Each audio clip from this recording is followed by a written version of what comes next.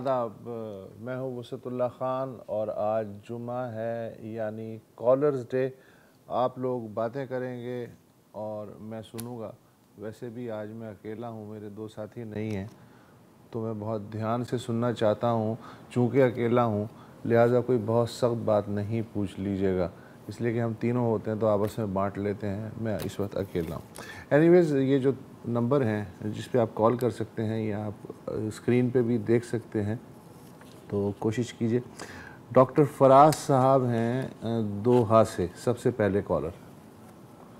जी फराज साहब। अस्सलामुअलैकुम सर। वालेकुम सलाम। सर कह रहे हैं आप ठीक ठाक? अल्लाह का शुक्र, आप बताएं। अल्हम्दुलिल्लाह सर, मैं जस्ट अभी कतर मूव हुआ हूँ। दो बातें मुझे ज़रूरी करनी थी आपसे। जी। पहला मसला ये है कि सर यहाँ लाइट नहीं जाती, अच्छा। बड़ी परेशानी होती है। और दूसरा ये है कि सर मैं जैसे ही ग्रेजुएट हुआ था पाकिस्तान में डॉक्टर बन के, तो मैंने सेम गवर्नमेंट को सर्व किया सर, तकरीबन कोई 1.5 साल फ्री ऑफ कॉस्ट।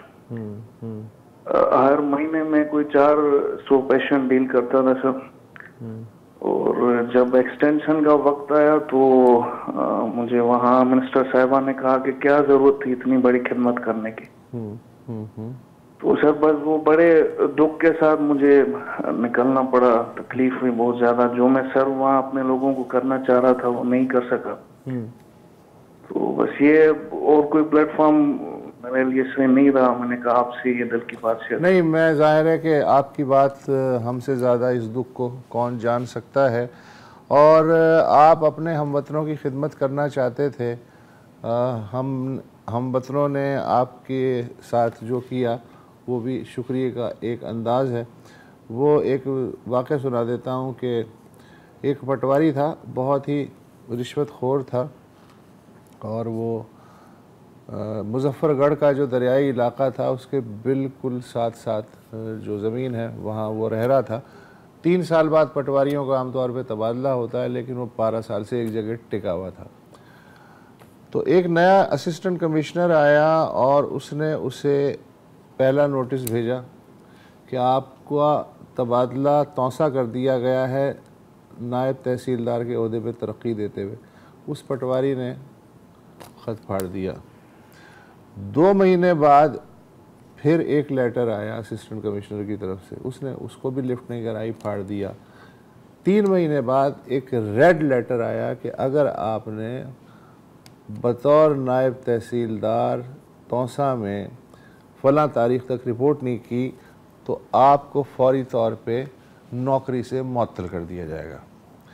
तो उस पटवारी ने उसके पीछे, उसी ख़त के पीछे जवाब लिखा कि हुजूर वाला, आपके 3 खतूत मिल चुके हैं, और जब फिदवी तरक्की नहीं करना चाहता तो उसे बार बार तरक्की करने पे आप क्यों मजबूर कर रहे हैं। यहाँ के लोग आपकी खिदमत नहीं चाहते, वो इसी हाल में रहना चाहते हैं, और उनके जो फ़ैसला साज हैं उन्हें खिदमत गुजार एक चैलेंज के तौर पे नज़र आते हैं, ख़तरे के तौर पे नज़र आते हैं। तो यार, आप इसी सिस्टम के आदमी थे, इस सिस्टम को नहीं समझे तो आपकी सज़ा तो यही है कि आप पाकिस्तान छोड़ के जो है वो दोहा में बैठे हुए हैं। दोहा की दूसरी बड़ी आपने ख़राबी बताई कि यहाँ बिजली नहीं जाती, तो हाँ ये है, और ज़ाहिर है कि वहाँ सफाई का इंतज़ाम भी आपको बड़ा अजीब व गरीब लगता होगा। कोई बात नहीं, आप अगले 6 महीने में एडजस्ट हो जाएंगे। दिल छोटा मत करें। Thank you so much. Kamran Ali हैं नवाबशाह से। जमी के साथ गर्दिश में रहेगा आसमां कब तक, रहेगा बिजलियों की जद में आखिर आशियां कब तक। मियां साहब तुम्हें दुनिया से खाली हाथ जाना है, तुम्हारा साथ देंगी जिंदगी में कुर्सियां कब तक। वाह सर, नवाबशाह के अंदर जो है 12 घंटे से 14 घंटे लोड शेडिंग है, पीने का साफ पानी नहीं है। और हुकूमत सिंध से अपील है, जो कराची के अंदर पीपल बस सर्विस चलाई है नवाबशाह के अंदर भी चलाएं, रेस्क्यू 1122 की सर्विस दें नवाबशाह को, बस यही अपील है। बहुत शुक्रिया कामरान भाई। ये अपील उम्मीद है कि किसी ने नहीं सुनी होगी। डॉक्टर आरिफ साहब हैं कराची से। अस्सलाम वालेकुम। वालेकुम सलाम। एक बात मुझे आपसे पूछनी है कि अगर एक शख्स किसी वजह से किसी जुर्म में पकड़ा जाए, मुल्जिम हो जाए, और अदालत उसको जो उसको शवायद है उसकी बुनियाद पर उसको उम्र कैद दे दे, फिर अपील में जाता है, सारा अपील, रिव्यू, पिटिशन सब मराइल गुजर जाता है और वो उम्र कैद की सजा पड़ता है, सदर अपील भी कर ली उसने। 2 साल बाद कोई मुजरिम सामने आता है, कहता है ये कत्ल मैंने किया था, मेरा जमीर था, उस वक्त मैं उधर भाग गया था। अब क्या आप उसको आप जेल में रखेंगे या छोड़ देंगे? भाई साहब, सबसे पहले तो इस बात का मैं शुक्रगुजार हूँ कि आपने मुझे एक सीनियर वकील का दर्जा दिया और सीधा सवाल, कानूनी सवाल आपने मुझसे किया। मंतक का तकाजा, मुझे नहीं पता कानून इस बारे में क्या कहता है। मंतिक तो यही कहती है कि जब एक असल आदमी सामने आके इतराफ़ी जुर्म कर ले अपनी मर्ज़ी से, बग़ैर पुलिस तशद्दुद के, तो अदालत को मेरा ख़्याल है उस पूरे केस को रिकन्सिडर करना चाहिए। और जो आदमी पहले से कैद है और जो ऑलरेडी कह चुका है कि मैं बेगुनाह हूँ, मैंने कत्ल नहीं किया था, उसके बारे में अगर फौरी तौर पे, वो भी ज़ाहिर प्रोसीजर होता है, टाइम लगता है बेगुनाह आदमी को भी छोड़ने में, वो ना भी हो सके तो कम से कम ज़ाहिर है कि अदालत को उसकी जो सज़ा है उसमें इंतहाई लीनियंसी देनी चाहिए जब तक कि कानूनी तकाज़े पूरी नहीं होते। ये मंतक कहती है। आगे PPL क्या कहता है, कानूनी माहिरीन इस बारे में क्या कहते हैं, मैं ठीक से नहीं कह सकता। इसके अलावा कौन है? मोहम्मद आज़म साहब हैं कराची से। जी आज़म साहब। अस्सलाम वालेकुम। वालेकुम सलाम।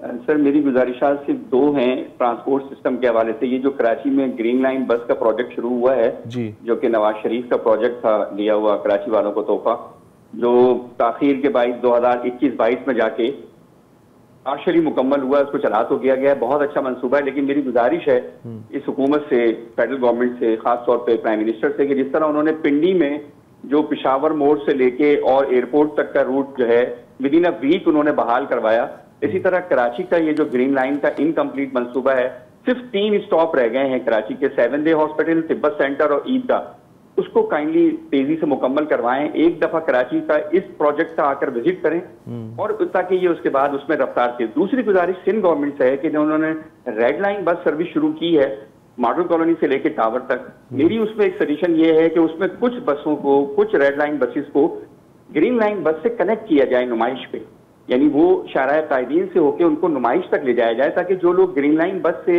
इस्तेफादा हासिल करना चाहते हैं वो रेड लाइन से और ग्रीन लाइन बस पे आ सकें। तो मेरी इसमें गुजारिश ये है कि इसको कनेक्ट होना चाहिए और इससे ज्यादा फायदा होगा लोगों को। दोनों प्रोजेक्ट जो हैं या दोनों ग्रीन लाइन या रेड लाइन जो है वो कनेक्ट हो जाएंगे और ज्यादा लोग इससे फायदा उठा सकते हैं। बहुत शुक्रिया, थैंक यू।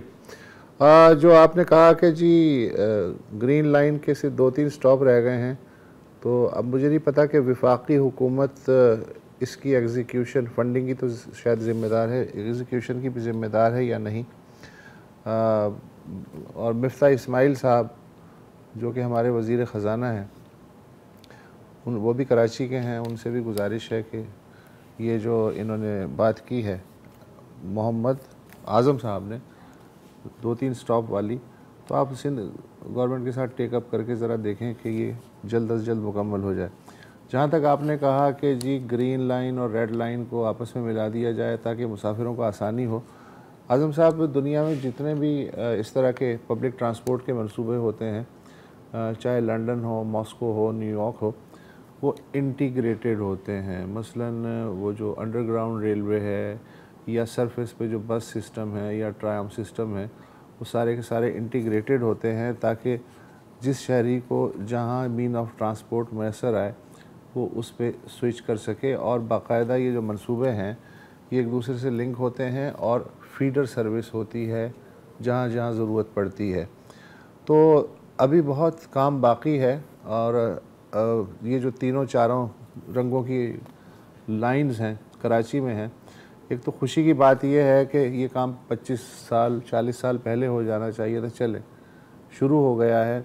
अब जब ये लाइनें बिछ गई हैं तो जाहिर है कि इंटीग्रेट भी होनी चाहिए और उसमें भी टाइम लगेगा।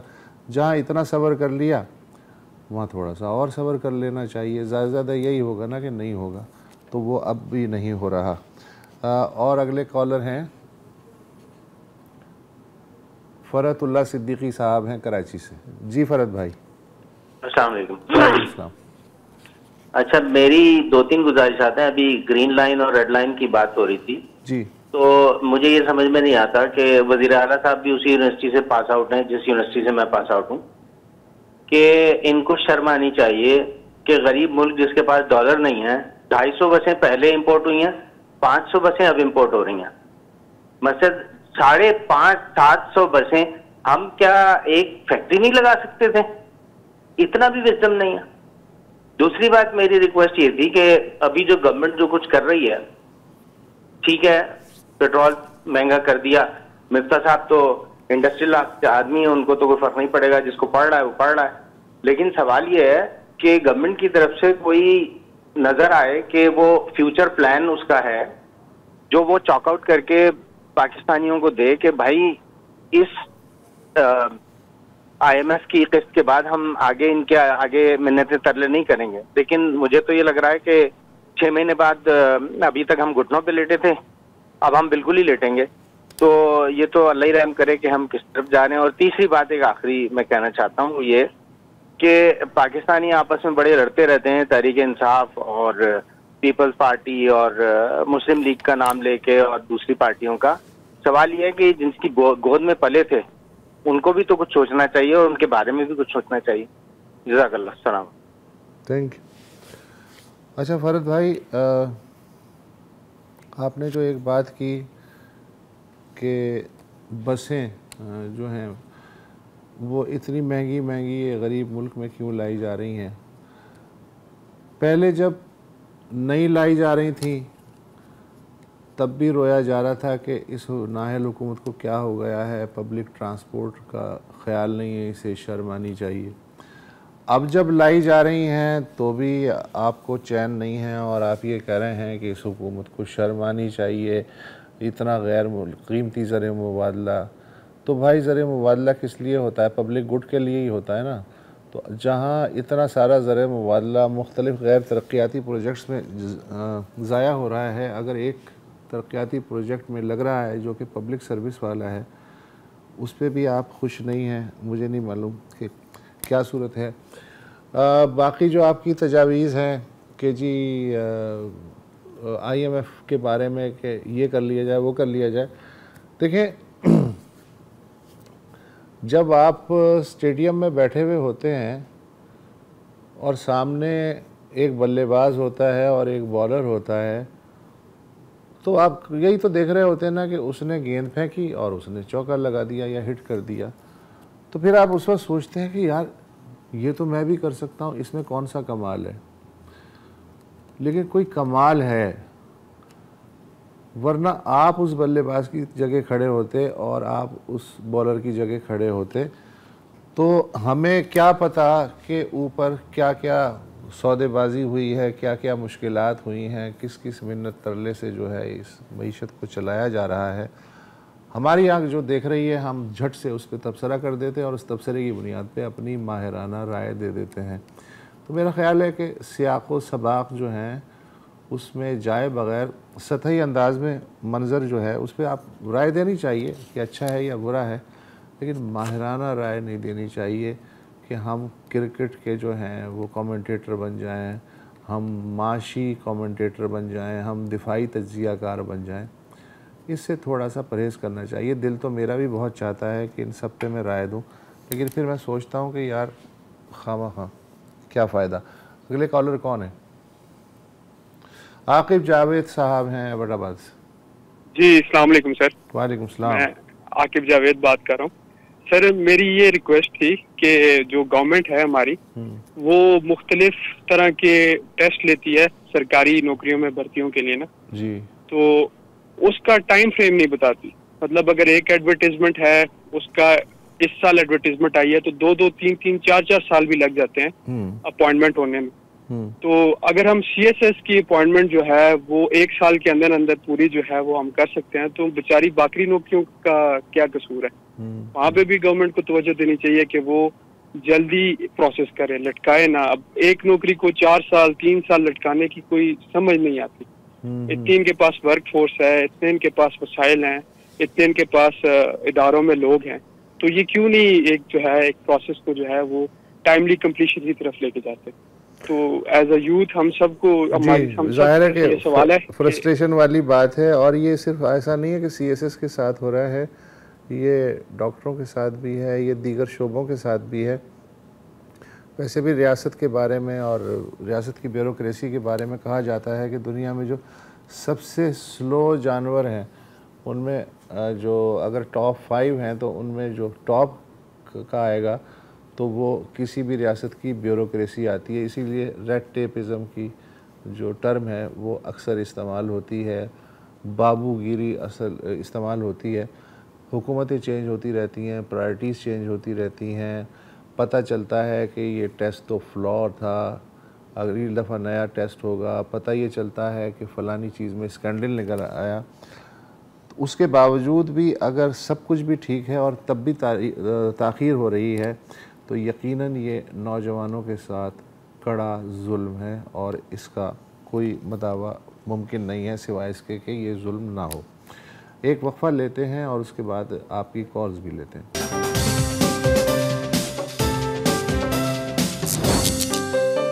Welcome back.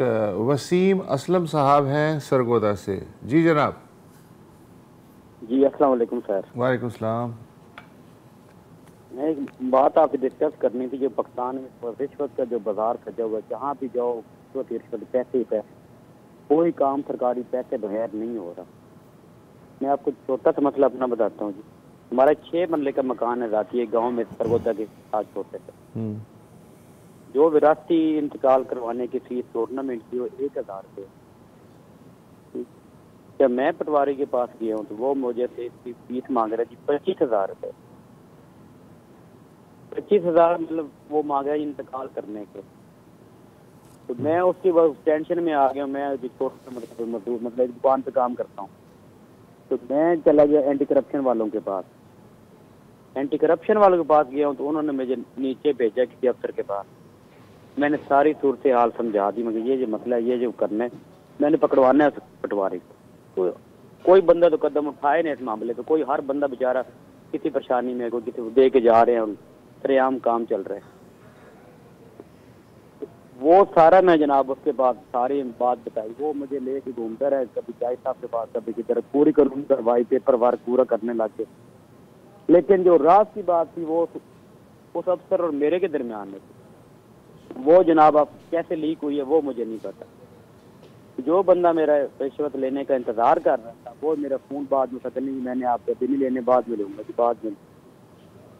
कहने का मतलब ये कि सारा सिस्टम ये ना एक ही पता नहीं चल पड़ा साइड पे, सब रिश्वत ही रिश्वत, जहाँ भी जाओ रिश्वत ही रिश्वत। मैं छोटा सा मजदूर आदमी हूँ, तो अब तो इससे क्या बंदा कहाँ सुनवाई। मुझे किसी वैसे मतलब 3rd पर्सन ने मुझे बात की, ये जो सिलसिले हैं ना सारे, ये भाई करप्शन के सिर्फ तहसीलदार वहाँ पर तक जाके पहुँचाते हैं पैसे, सारा सिस्टम यहाँ ऊपर तक पैसा जाता है।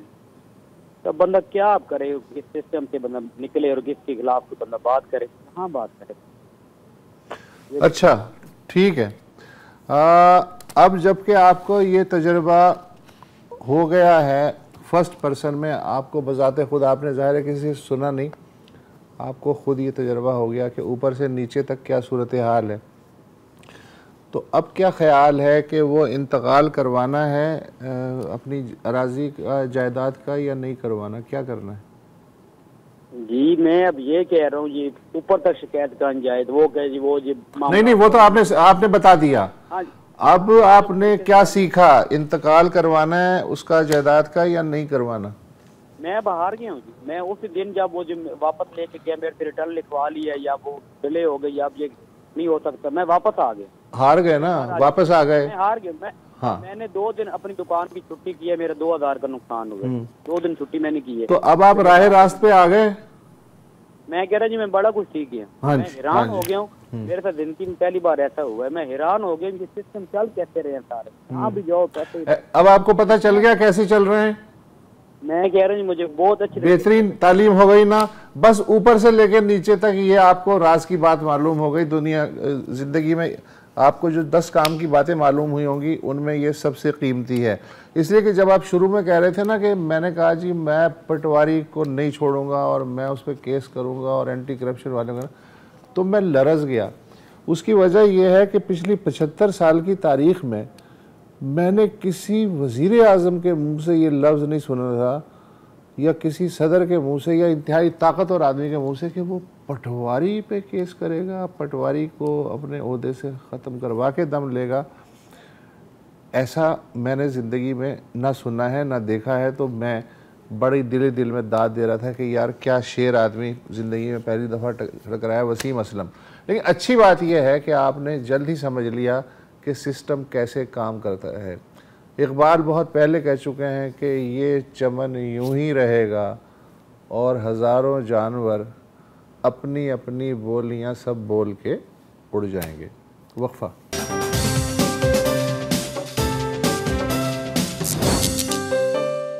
Welcome back. इमरान खान साहब हैं कराची से। जनाब अस्सलाम वालेकुम साहब। सर मैं 16-17 मिनट वेट करने के बाद नंबर है। प्लीज मेरी 3 बातें सुन लीजिएगा पूरी। पहली बात तो सर ये है, मुझे के इलेक्ट्रिक से बहुत ज्यादा शिकायत ये है कि हम जैसे लोग जो पूरा बिल देते हैं, पूरा बिल भरते हैं, चाहे वो 20,000 आ रहा है, 25,000 आ रहा है, और घर में खा रहे हैं नहीं खा रहे हैं, बिल भर रहे हैं। हम लोगों को इस चीज का खौफ रहता है कि बिजली ना कट जाए। लेकिन कराची के आप जानते होंगे सैकड़ों ऐसे इलाके हैं, जैसे मैं जानता हूँ कम से कम नुसरत भुट्टो कॉलोनी, इत्तेहाद टाउन, इधर औरंगी टाउन में कुछ इलाके ऐसे हैं, ये लोग सर बिल भी नहीं भरते। और आप यकीन करें मेरे ऑफिस के अंदर आते हैं कुछ लोग, इसमें से मुझे पता होता है मुझे, एसी भी चला रहे हैं, बिल्कुल बिला झिझक एसी चल रहे हैं इनके घर में। हम एसी चलाने का सोच भी नहीं सकते।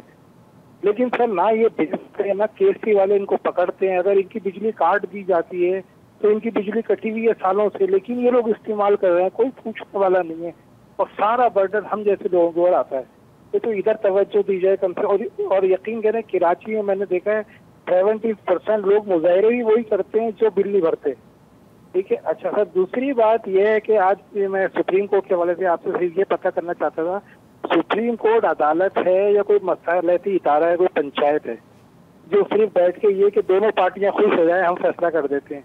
मेरे ख्याल से इनको कानून और आइन के मुताबिक फैसला करना चाहिए। अब्दुल अली साहब हैं लाहौर से। जी सर। जी मैं से कहना चाहता था कि हमारा फ्यूल की प्राइस ऊपर चली गई। ठीक है, वो जो भी सूरत हाल थी। जी जी जी सर, मैं ये कहना चाह रहा था कि भैया पहले तो आप ये बताएं, आपने टीवी तो नहीं चलाया हुआ? नहीं सर, मैं दूसरे कमरे में टीवी। Thank you. अब फरमाएं। जी सर, मैं उससे कहना चाहता था कि हमारी फ्यूल की प्राइसेस ऊपर चलेगी, बहुत ऊपर चलेगी, पूरी आवाम उसमें परेशान है। जी। इस पर ये तो है, मगर एक चीज की तरफ गवर्नमेंट तवज्जो दे कि क्या हमें पूरे मिकदार में और पूरी अच्छी मेयार के अंदर हमें फ्यूल मिल रहा है। तो मेरे ख्याल से ये भी काफी फकदान है इस चीज का। और इस चीज पर मैं कहूँगा कि गवर्नमेंट तवज्जो दे कि ठीक है प्राइस ऊपर चली गई है और हमें पूरी मिकदार में मिल जाएगा तो काफी हद तक हमें इसमें बेहतरी होगी हमारी। जी बिल्कुल। इस सिलसिले में ये है कि फ्यूल जो है वो उसकी मुख्तलिफ कैटेगरीज हैं। मैं जो पेट्रोल भरवाता हूँ वो एक पेट्रोल की कैटेगरी है यूरो 5 के नाम से वो देते हैं पेट्रोल पंप वाले। थोड़ा सा महंगा होता है, बाकी जो है वो सादा पेट्रोल होता है, एक और पेट्रोल भी होता है। तो थोड़ा बहुत ही फ़र्क है प्राइसेस में।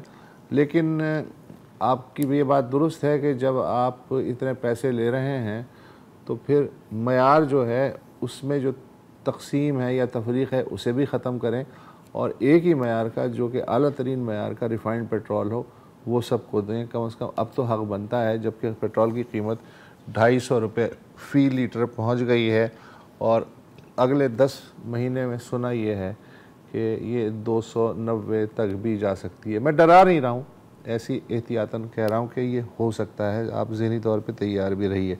अब कौन है कॉलर? मोहम्मद सिद्दीक साहब हैं इस्लामाबाद से। जी सिद्दीक भाई। जी अस्सलाम वालेकुम सर। भाई साहब।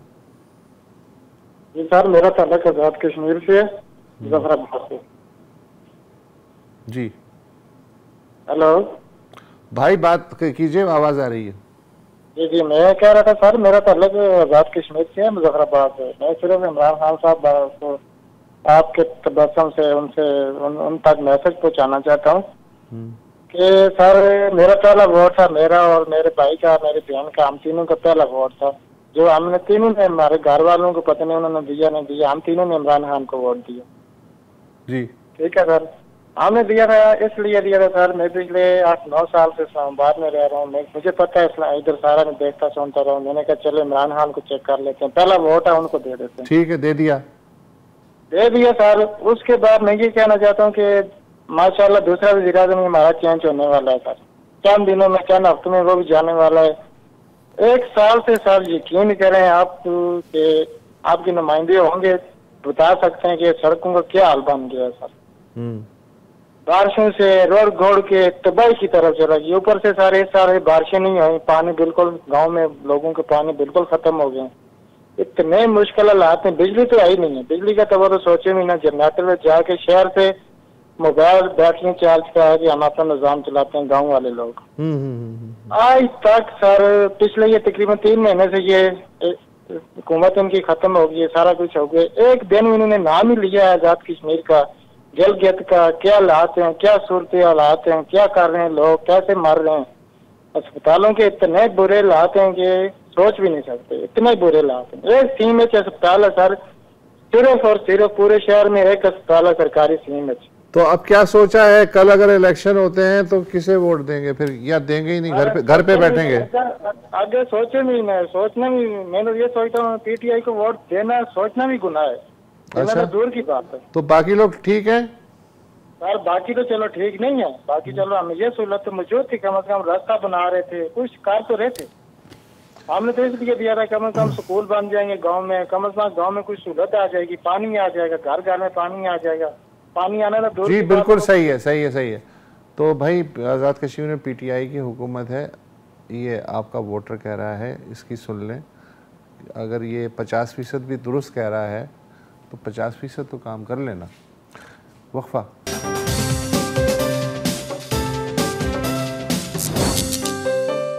Welcome back.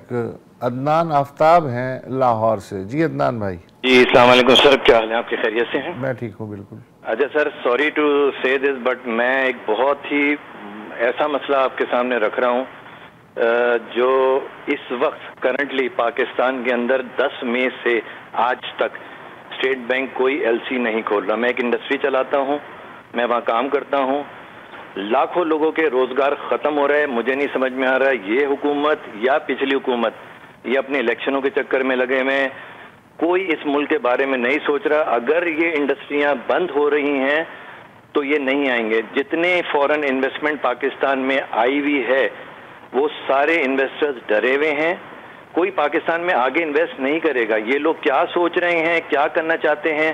स्टेट बैंक ने क्यों बंद करे हुए 10 मई से आज तक कोई एक LC नहीं खुली है इस मुल्क में? आपके ख्याल में क्यों नहीं खुली होगी? क्या स्टेट बैंक इस मुल्क का दुश्मन है या भला नहीं चाहता? क्या वजह क्या है, क्यों नहीं खुली होगी?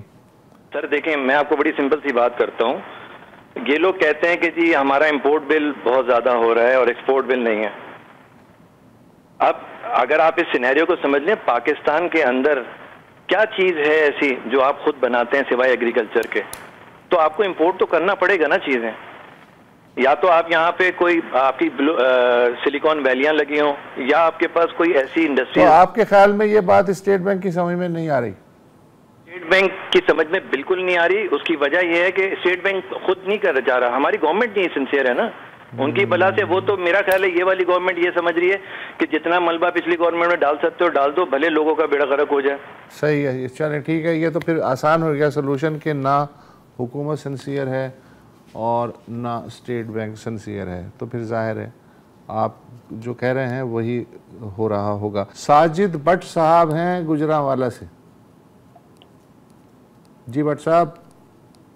सर मैं सबसे पहले तो आपकी वजह से आप मीर साहब पे जो अटैक हुआ है उसके लिए जी अफसोस करना चाह रहा था कि सच बोलने की बिना पे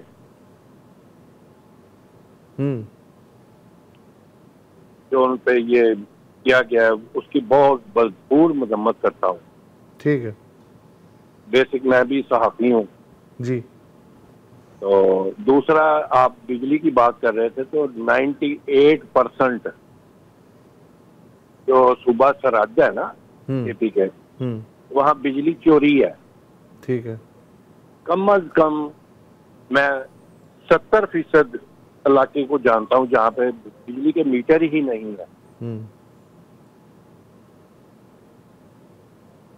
सच तो बोलना इन लोगों के जो है ना, सिर्फ अयाज मीर साहब को सच बोलने पे ये अटैक किया गया जी, और इसके लिए मैं बहुत ज्यादा दिली अफसोस हूँ, खून के आंसू होता है। ठीक है, थैंक यू सो मच। जाहिर है कि ये इंतहाई अफसोसनाक बात है। अब अयाज अमीर जैसे सीनियर आदमी, सीनियर जूनियर क्या सभी के साथ ये हो रहा है। बात ये नहीं है कि सच बोलने पे अटैक हुआ या झूठ बोलने पे अटैक हुआ। बात अब ये है कि अगर आप मेरी लाइन जो या मैंने दायरा खींच दिया है उसके हिसाब से आप बात नहीं कर रहे और जो मैं ऑलरेडी अपनी ओपिनियन फॉर्म कर रहा हूँ आप उसको एंडोर्स नहीं कर रहे, तो फिर आप हो सकता है मेरे दुश्मन हों और हासिद हों, जो भी हों, और एक्सट्रीम केसेस में मैं पता नहीं क्या समझूं, मैं क्या कह रहा हूं, आप क्या समझें। तो ये इस तरह के अटैक्स जो हैं अब पाकिस्तान में एक न्यू नॉर्मल बन चुका है। 3-4 साल पहले तक हम कह सकते थे ओह फलाने पे अटैक हो गया, फलाने पे। अब इतने तवातुर के साथ होता है, किसी को उठा लिया, किसी को गायब कर दिया, कोई बहुत सीनियर उसे थप्पड़ शप्पड़ टिका दिए, डकैतियाँ पड़ गई। मुजरिम भी होते होंगे इसमें, जो आम क्रिमिनल होते हैं, कॉमन क्रिमिनल है, वो भी होते होंगे, लेकिन बदजनी इतनी बढ़ गई है कि उनकी तरफ अब ध्यान नहीं जाता। अब ध्यान फटाफट किसी एक तरफ जाता है, जो कि एक दूसरी अफसोसनाक बात है। बहरहाल ये जो ताज़ा वाक़या हुआ है कल और हो जाएगा, लेकिन जब तक नहीं होता तब तक हम इसकी मज़म्मत हमें करनी चाहिए। ऐसा कब तक चलेगा? और ये ट्रेंड बहुत ख़तरनाक है और ये जो है इसका कोई एंड फ़िलहाल नज़र नहीं आ रहा। और कौन है कॉलर? राना, अच्छा ये भी गुजरांवाला से हैं। राना अमानुल्लाह साहब हैं गुजरांवाला से। जी राना साहब। अस्सलाम वालेकुम सर। भाई साहब। सर राना अमानुल्लाह गुजरांवाला से बात कर रहा हूँ सर जी। मैं एक जाती काम के लिए फर्द लेनी थी एक, पिछले 2 माह से मई और जून, ये जुलाई शुरू हो गया, वजीराबाद लैंड रिकॉर्ड दफ्तर के चक्कर लगा रहा हूँ। आए दिन कोई ना कोई नए से नया ऑब्जेक्शन लगा के पटवारी के पास भेजते हैं, पटवारी के पास। सर जी बात सुने जी जी। आपको भी पता है काम कैसे होता है, क्यों आप मासूम बन रहे हैं? आपको पता है ना, आपको पता है ना सिस्टम कैसे चल रहा है। अभी एक और साहब भी आए थे इसी तरह का केस लेके, और फिर आखिर में उन्होंने खुद ही कहा जी मैं हार गया, मैं सिस्टम समझ गया। तो आपको भी पता है, आप जो चक्कर लगा रहे हैं कि कैसे काम होता है ना। अच्छे जी, अच्छे पढ़े लिखे अफसर बैठे हो जो 16वें 17वें स्केल। इसका पढ़ने लिखने से क्या ताल्लुक, इसका सिस्टम से ताल्लुक है। मैं मजदूर बंदा हूँ, ज़ईफ आदमी हूँ, 62 साल उम्र है, लेकिन वो सीधा इसी सर जिसकी आंखों पे चर्बी चढ़ चुकी है उसको आपकी माजूरी नजर नहीं आएगी, नहीं आएगी, सीधी सी बात। हाँ, कोई सुनने दुआ कर सकते हैं और क्या कर सकते हैं। और अगर आपका ये ख्याल है कि हमारे कुछ कहने से उन्हें शर्म आ जाएगी तो ये ख्याल ख़ाम है। आज के लिए इतना ही, मंडे को इंशाल्लाह दोबारा हाजिर होंगे। खुदा हाफिज़। अस्सलाम वालेकुम। अगर आपको हमारा शो पसंद आया है तो प्लीज़ हमारे YouTube चैनल को सब्सक्राइब करें, और अगर मुनासिब समझे तो इस वीडियो को लाइक भी कर लें, तो कोई हर्ज नहीं है, और शेयर भी कर लें और कमेंट भी कर दें जी, वरना वो सब ऐसे ही लिखते रहेंगे। और ये जो दोनों कह रहे हैं ये कर लें जी प्लीज़, नहीं तो हमें भी घर जाना है, मैं आपके कंप्यूटर में नहीं रहना 24 घंटे। सही बात।